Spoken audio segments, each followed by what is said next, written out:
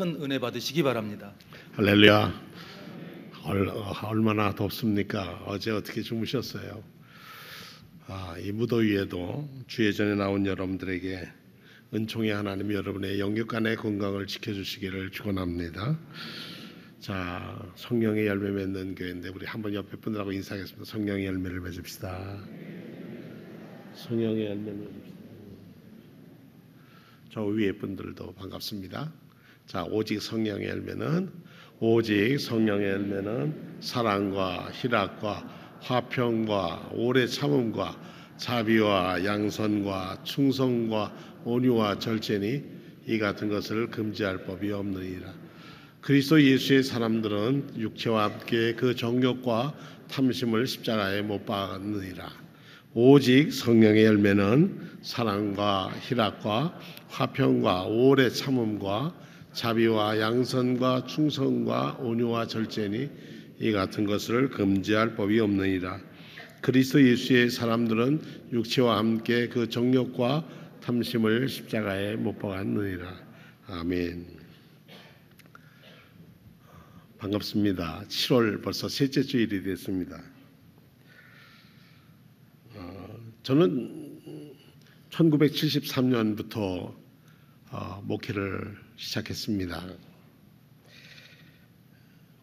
시간을 흐르면서 저에게 관심 있는 목회 분야 중에 하나가 분단된 저 북녘 땅에 대한 선교의 꿈을 갖게 되었습니다. 그래서 지금 우리 10개 연회가 있습니다만은 우리가 연회로 이름은 있지만 모이지 못하는 저 휴전선 북쪽에 있는 만주까지에 있는 연회를 서부연회라고 해서 1945년 해방 전까지는 연회가 있었습니다.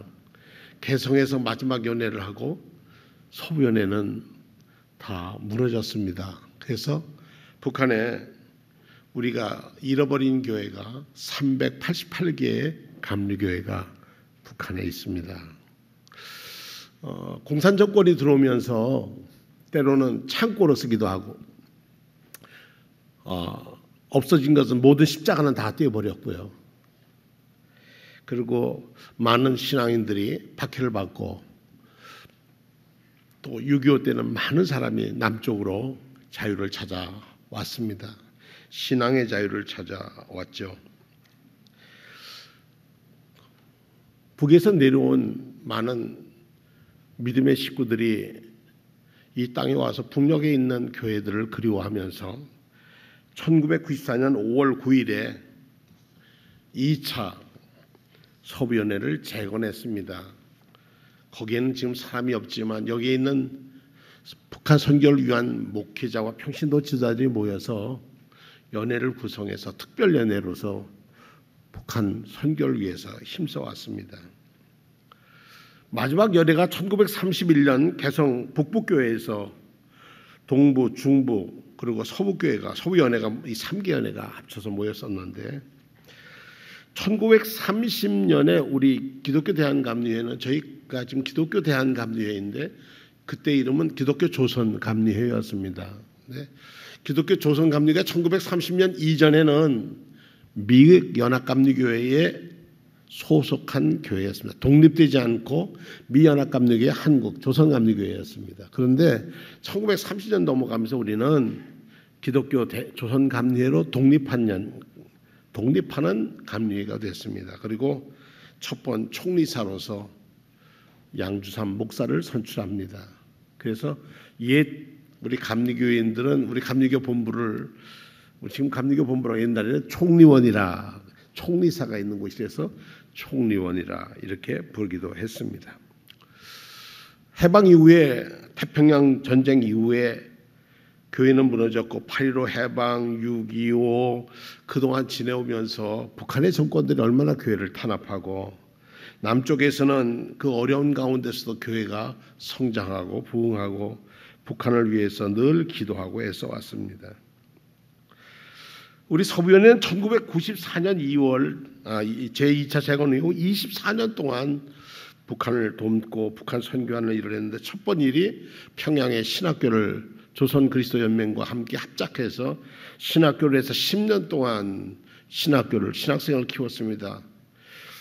그때 여러 가지 얘기도 있었지만 우리는 거기 온 신학생 중에 한 사람이라도 성령이 붙들리면 북한은 복음화할 수 있다. 바울 한 사람을 불러서 하나님께서 이 세계 복음을 전하게 하신 것처럼 동양의 예루살렘이라 불렸던 평양에 한 사람의 숨겨진 영혼을 하나님께서 쓰실 거다라는 기도로 10년 했는데 5.24 조치 이후에 그것도 돕지 못하고 학교는 서 있습니다. 그래서 이 남쪽에 있는 기독교 대한감리회에 속해 있는 목사들이 모인 연회를 22개 지방을 만들어서 저희 수원종로교회는 황복 동지방 소속 우리가 되어 있고, 저희가 북한에 가서 다시 회복할 교회는 황해도 금천면 시변이라고 하는 곳에 시변 교회가 있는데, 그 당시에 우리 해방될 때까지 그 교회는 300명이 모이는 시변리의 교회였는데, 그 교회는 우리 감리교회가 내놓는 영적 지도자였던 이용도 목사님의 고향교회라고 합니다. 우리가 씨앗을 심어놨습니다. 그래서 통일이 되고 오가는 시대가 되면 우리가 다시 수원종로교회는 북녘에 있는 시변리 교회를 위해서 기도하면서 그 교회가 다시 재건되기를 기도하고 있습니다. 1997년 이후로부터 여러 가지 도와서 북한 선교를 도와왔습니다. 대북 사업은 의료 사업, 의약품, 영유아, 빵, 밀가루, 국수 공장들 여러 가지를 했습니다. 한때는 단동을 통해서 시너지에다가 국수 공장을 했는데 소위원회가 했다 그러면 안 되니까 북한에 있는 그리스도인을 통해서 조중합작 국수 공장을 만들었습니다. 조선과 중국에, 우리 북한 중국에 있는 그리스도인. 근데 이렇게 밀가루를 보내면 이제 한 컨테이너를 보내든지 이제 한 차를 보내면 가서 거기는 마른 국수가 아니고 젖은 국수로 이렇게 파는 그런 데였습니다. 사실 파는 게 아니라 그냥 나눠주는 정도였죠. 많은 사람들이 그랬어요. 이 밀가루가 들어가면 제대로 다 들어가느냐. 그랬더니 북한 담당자가 얘기하기를 올 때 배고픈 사람들이 있지요. 그래서 국경을 통과할 때, 올 때, 검사할 때 이럴 때는 조금 갖다 먹는 사람도 있습니다. 그리고 아주 사실대로 그러면 얼마나 도착하느냐 그랬더니 때에 따라 다르지만 90%는 도착합니다. 그렇게 얘기를 하더래요. 한 번은 미국에 있는 우리 한국인, 우리 한국 사람, 미국 시민권을 가진 분이 그 공장에 들어가서 이렇게 돌아보는데 두 번째로 한 번 왔다가 두 번째 왔는데, 그리고 창고를 열어서 밀가루 포대 숫자를 세보니까 모자르더래요.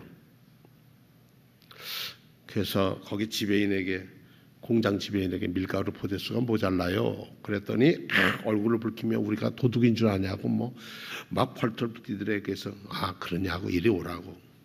내가 여기 수첩에 지난번 왔을 때 여기 계량기가 몇 킬로였다는 걸 내가 이렇게 적었어. 그런데 오늘 와서 딱 보니까 이 공장에서 국수를 한번 만들 때 쓰는 전기는 얼마야? 얼마가 드는데 그때 전기량하고 밀가루 숫자하고 안 맞잖아. 장철이 사회과학적으로 봐도 안 맞잖아. 그랬더니 엮어를 하시면서 왜 그래요? 그러고선 그냥 우물쭈물하고 넘어가더라. 그 공장도 몇 년 하지 못하고 결국은 닫았습니다.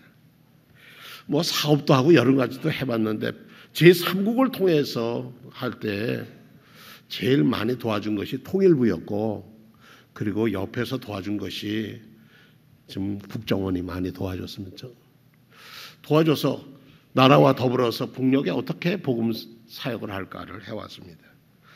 저희 교회 연합여성교회가 그동안 북한 선교로 애썼던 거 가지고 북쪽에서 일을 하고 있는 미국 NGO고 결의사랑회라고 하는 곳을 통해서 북한의 한 면 지역, 북한엔 그 면이 없습니다.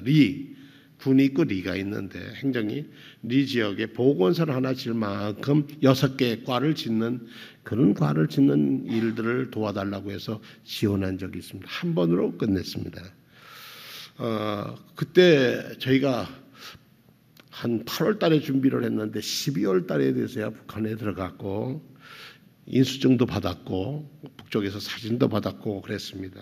그런데 그것이 또 바뀌어져 가지고 평안북도 당위원회에서 신의주 시내에 이제는 말씀을 드릴 수 있을 것 같습니다. 신의주 시의 신원동에 신원진료소를 졌는데 지하 1층 지상 4층에 병원을 졌는데 그중에 일부분이 저희 연합여성교회가 도와준 것이 재료가 현금이 아니고 의료품으로 지원이 됐습니다. 지금 병원이 개원돼서 잘 운영되고 있다고 보고되었습니다. 그래서 우리가 이번 대통령 이후로 이 나라가 남북이 좋아지면 그 병원에 가서 한번 예배를 드렸으면 하는 게 저희의 꿈들입니다. 아마 수원종로교회 앞으로 어느 시절에는 북녘 땅에 우리가 다 낸 건 아니고 저희 교회하고 많이 헌금한 교회가 LA 순복음교회에서 많이 헌금을 했고 그리고 정부 모 기관에서 도와줘서 거기서도 많이 도와주셔서 병원을 지어서 가난한 사람들을 돌보고 있습니다. 서부연회는 이를 통해서 하나님의 영광을 드러내는 북녘 땅에 숨겨져 있고 힘써 정말 숨어있는 지하교회 교회들을 어떻게 돌볼 건가. 그래서 조그마한 요만한 성경책을 만들어서 북한으로 들어가는 모든 장사하는 사람들에게 넣어서 북한에 많이 배포를 했습니다. 또 하나는 북한에 있는 그리스도 연맹과 더불어서 북한이 쓰고 있는 성경과 우리 성경이 다릅니다. 그래서 그 대조표를 만들어서 북한 성경을 읽을 때 남쪽 사람들이 어떻게 해석할 수 있는가 성서 대조표, 남북한 성경 대조표를 만들기도 했습니다. 이제 서부연회는 북한을 우회적으로 지금 직접적으로 할 수 없으니까 몽골 또는 중국 또는 라오스, 캄보디아 여러 나라를 통해서 사역을 감당하고 있습니다. 우리 그리스도인들이 우리 교회가 근본적으로 우리가 꼭 지키고 소중하게 붙들어야 할 자산이 있다면 고백일 겁니다. 신앙 고백일 겁니다. 우리는 사도신경이라고 하는 신앙 고백을 하지만 그건 넘어서 아주 더 근본적으로 근원적으로 우리가 붙들어야 할 신앙의 고백이 있다면 그거는 예수는 그리스도시라고 하는 것입니다. 예수는 그리스도라고 하는 말은 그 안에는 뭐가 들어있느냐면 그 다음엔 예수 그리스도는 주님이시라고 하는 것입니다. 주인이시라는 거예요. 우리 개인의 삶의 주인이라는 겁니다. 누구든지 주의 이름을 부르는 자, 예수의 이름을 부르는 자는 구원을 얻으리라고 하셨습니다. 예수님을 주님이라고 또는 기도할 때 주여라고 부를 때에는 바로 하나님의 능력 안에 머물게 되는 것이고 예수님을 내 인생의 주인으로 모시는 겁니다. The Lord, the Master, the Owner, 그분이 우리의 삶의 주인이 되시는 겁니다. 그러므로 우리가 기도할 때는 주인에게 주의 뜻이 이루어지기를 우리는 기도하는 것입니다. 하나님 이런 것도 있고 저런 것도 있고 우리가 구체적으로 기도하는 제목들이 있지만 그 모든 제목을 이루시는 분은 하나님이시라는 겁니다. 예수님을 주인으로 삼는다는 것은 우리 인생의 주어가 바뀐다는 겁니다. 나라고 하는 주어에서 예수 그리스도가 내 인생의 주인으로 더 우선이야라고 한다는 것을 고백하고 그렇게 모시고 살아가는 겁니다. 나에게서 예수 그리스도가 바뀌지 않으면 우리는 예배당 안에 있다 할지라도 여전히 세상 사람입니다.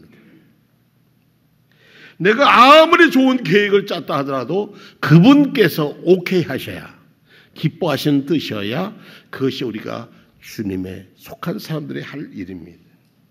두 번째로 이 예수 그리스도라고 하는 분은 그분은 바로 개인의 나의 주인이실 뿐만 아니라 교회의 주인, 수원종로교회의 주인은 예수 그리스도시라는 것입니다. 교회 창립 멤버의 소유도 아니고 목회자의 소유도 아니고 교회 총회의 소유도 아니고 교파의 소유도 아닙니다. 이 교회는 예수 그리스도의 소유입니다. 예수 그리스도는 교회의 주님이 되십니다. 그래서 예수 그리스도의 주님 되심을 충분히 존중하는 교회, 교회를 교회되게 해야 하는 사명이 우리에게 있습니다.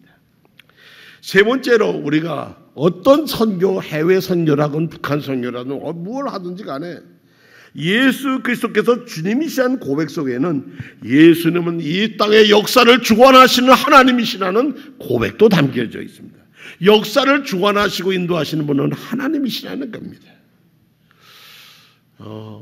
분단 이후에 많은 교회가 눈물을 흘리며 구국기도를 했습니다. 북한 땅에 저 김일성의 마음도 변했으면 좋겠다. 김정일이도 마음도 변했으면 좋겠다.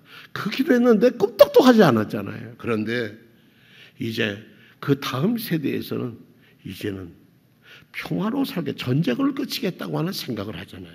요만큼 하나님의 역사는 이루어지고 있습니다.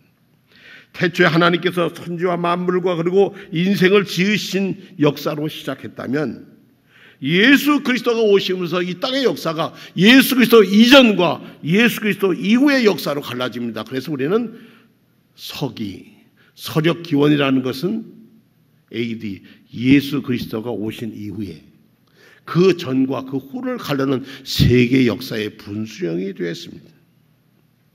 오늘 아침에 성도들과 함께 우리 장로님께과 함께 한 이 에스겔 37장은 기원전 597년 유대 나라가 바벨론 침공을 받아서 완전히 나라가 망합니다.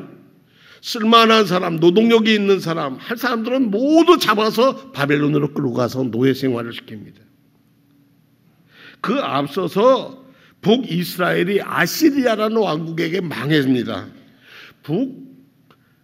이 두 나라가 갈라진 것은 다윗 왕 다음에 솔로몬이 있었고 솔로몬 다음에 르호보암이라는 왕이 있었습니다.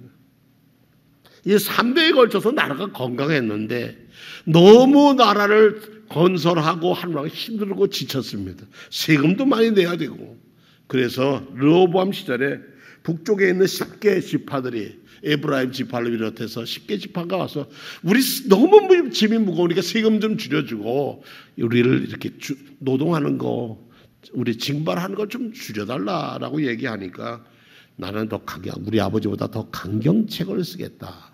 그래서 두 나라가 갈라진 겁니다. 남쪽은 두 지파 베냐민과 유다, 북쪽은 이스라엘의 10지파가 12지파 이렇게 합쳐서 나라가 나눠졌습니다. 북이스라엘은 720년에 망했고 남은 500년인데 두 나라가 망해서 전부 다 어디로 끌려갑니까? 강대국 가가지고 노예 생활을 했습니다. 이럴 때 에스겔에게 하나님의 환상이 하나님께 예언이 임하는데 너 막대기 2개 좀 가져오라. 막대기 2개를 가져옵니다. 자, 2개를 막대기를 갖다가 한쪽에다 있어 이스라엘 또 한쪽에는 유다 그래 써라. 그 둘을 합쳐서 이 둘이 네 손에서 하나가 되게 하리라. 분단의 시대를 종결하고 내가 너희를 이 포로에서 돌아가게 해서 너희 나라를 다시 세워주겠다. 이런 약속을 합니다. 그걸 믿지 못하니까 에스겔에게 환상을 보여주는데 야 에스겔아 기도 중에 환상 속에 골짜기를 가는데 수많은 메마른 해골들이 뼈다들이 꽉 찼는데 이게 살겠느냐? 저는 모르죠. 하나님 아시죠. 그러니까 얘기를 합니다. 뼈들에게 마른 뼈들아 모이라 하니까 어떻게 해요? 다 뼈에서 큰 군대가 되었고 하나님의 영의 입김을 불어넣으니 큰 군대가 된 것처럼 너희가 지금 해골같이 이렇게 고생하고 살지만 고향에 돌아가서 너희가 다시 번성한 나라를 세울 것이라는 예언을 에스겔에게 환상을 주고 그 입에 담아주십니다. 우리나라는 68년 전에 한반도에 일었던 전쟁 아직도 끝나지 않는 전쟁 중입니다. 북녘에서 평화를 추구한다고 하도 온전히 우리의 믿기에는 너무나도 우리가 걱정이 많습니다. 그러나 우리가 흔들리지 않는 걱정 한 가지 안 할 것이 있는데 그것은 뭐냐? 이 희망의 근거가 역사의 주인이신 예수 그리스도 안에 있다고 하는 것입니다. 예수 그리스도가 계시면 그때가 언제인지 우리는 알지 못하지만 하나님께서 우리를 통해서 두 막대기가 하나가 된 것처럼 두 나라가 통일된 하나로 만들 날이 오시리라고 기대합니다. 이건 에스겔 말씀대로 이루어지리라고 믿습니다. 두 번째로 그 시대가 오면은 벽이 무너질 겁니다. 이 세상의 벽 중에 제일 무서운 벽은 마음의 벽입니다. 그 벽에 가지고 있는 그런 자아중심적인 생각의 벽, 편견이라고 하는 벽은 무너뜨리기 어렵습니다. 그것을 무너뜨릴 수 있는 것은 예수 그리스도의 보혈의 공로요, 성령의 뜨거운 불길이 아니면 녹아지지 않습니다. 예루살렘 교회는 자기에 있는 것을 다 갖다 바치면서 함께 필요한 대로 쓰고 말씀과 기도하는 데 전무하는 교회였습니다. 이 나라가 일제 치하에 고통당할 때 복음은 우리를 자유가 무엇인지를 가르쳐줬고 진리로 자유해야 되고 참된 해방이 무엇인지를 가르쳐 주셨습니다. 공산주의제가 아니라 민주주의가 이 땅을 일으켜야 한다는 것을 알고 이만큼 번성한 나라로, 그래도 사는 나라로 하나님께서 축복해 주셨습니다. 이 땅에 들어온 기독교는 양반과 종, 중민, 상인, 난민, 천민 모든 사람을 끌어안아서 다 그리스도 안에서 한 형제와 자매로 만드셨습니다. 이제 우리에게 남은 벽은 남북의 벽이옵시다. 이 벽에 무너뜨릴 수 있는 것이 뭘까? 저는 기도 외에는 없다고 믿습니다. 아프리카에서 온 어떤 감리교 감독님이 이런 보고를 했답니다. 우리 민족은 반대 부족이 와서 우리 인종 청소를 한다는 거예요. 모두 아이든 어른이든 무조건 죽이고 간다는 거예요. 그 속에서 교회가 어떻게 용서하며 살아야 하는지 우리는 기도할 것밖에 없습니다 라고 얘기하더라는 겁니다.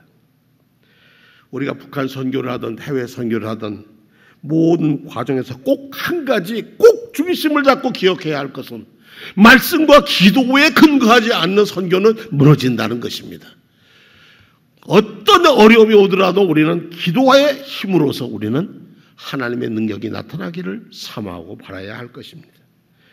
한국에 지금 북녘 땅을 떠나서 이 땅에 온 난민과 같이 온 우리 탈북민이 3만 5천 명이 된다고 합니다.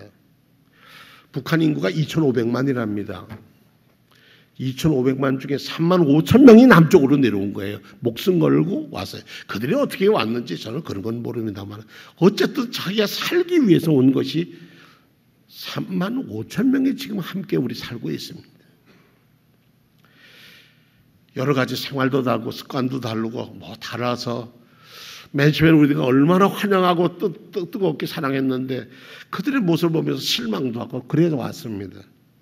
그러나 우리가 무엇보다도 이제 다시 기억해야 할 것은 품을 수 있는 넓은 품을 우리가 가져야 할 것이고 무엇보다 중요한 것은 기도하는 것이라고 하는 것입니다. 이번에 서울 광림교회에서 세계 감리교 선교회 임원회가 모였습니다. 근데 그분들이 광화문에서 오늘 예배를 드립니다. 그 예배의 내용은 이런 겁니다. 하나님 이 한반도에 평화를 주시옵소서. 성도 여러분, 여러분들 개인 일이나 가정 일이나 사회 일이나 기도보다 앞서가지 않으시기를 주님의 이름으로 권면합니다. 무슨 선교라든 기도보다 앞서가시면 아니 됩니다. 그래서 기도에 힘쓰고 기도에 감사함으로 깨어 있어서 그 기도 속에서 이루시는 하나님의 역사, 성령의 도우심을 체험하며 고백하여 하나님께 영광 돌리는 이 시대의 사명을 감당하는 수원 종로교회가 될 줄로 믿습니다. 다 같이 신앙 고백하겠습니다.